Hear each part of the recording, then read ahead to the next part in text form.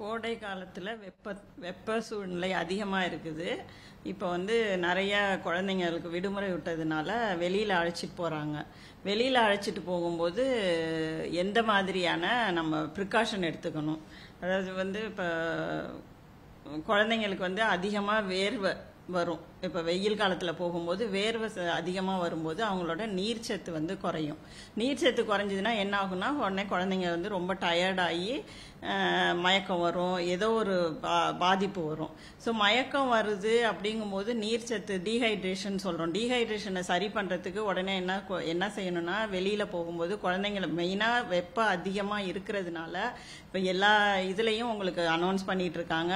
காலையில் 11 மணிலேருந்து சாயந்தரம் ஒரு 3 மணி 4 மணி வரைக்கும் வயசானவங்க குழந்தைங்க வெளியில் வரக்கூடாதுன்னு.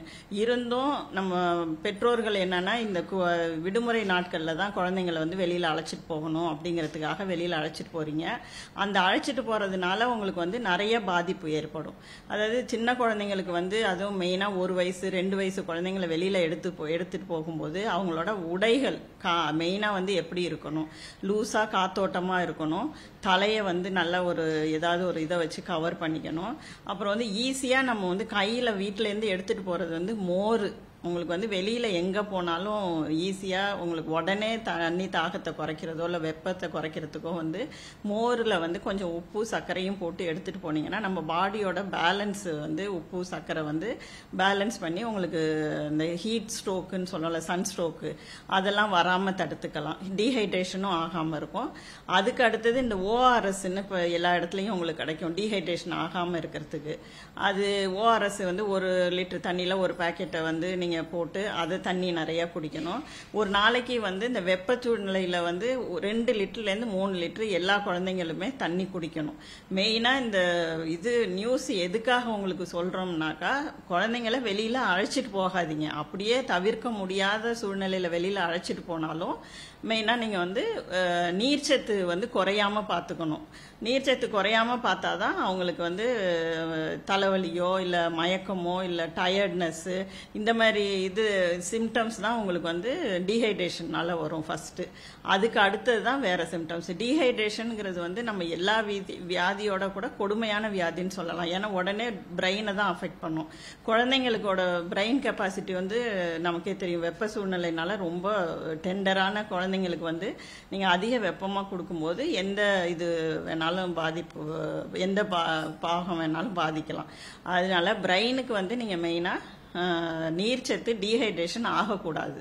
நீர்ச்சத்து அதிகமாக இருக்கணும்னா குழந்தைங்கள வெளியில் அழைச்சிட்டு போகாதீங்க. போனாலும் இந்த மாதிரி மோர், இளநீர் இல்லை வந்து இப்போ லெமன் ஜூஸ் உங்களுக்கு ஈஸியாக கிடைக்கக்கூடியது வந்து லெமன் ஜூஸ். இந்த கூல் ட்ரிங்க்ஸ்ன்னு இந்த கலராக பாட்டிலில் கொடுக்கறத வந்து மெயினாக வாங்கி குடிக்கக்கூடாது.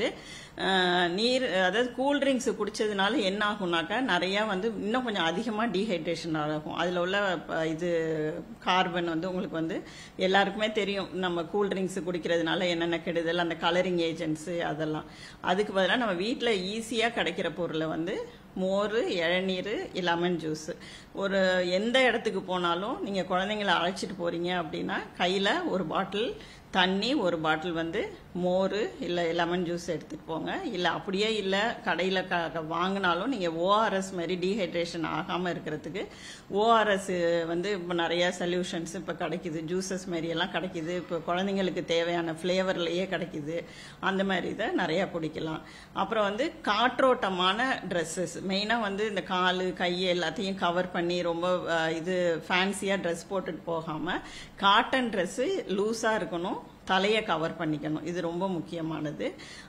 இன்னொரு விஷயம், இந்த வெயில் வெப்ப காலத்தில் வந்து இந்த பீச்சுக்கு போகிறது மத்தியான நேரத்தில், அப்புறம் வந்து ஹில் ஸ்டேஷனுக்கு போகிறேன் அப்படின்னு சொல்லிட்டு ஏதாவது அட்வென்ச்சர்ஸ் பண்ணுறதுக்கெல்லாம் குழந்தைக்கு அலோவ் பண்ணாதீங்க.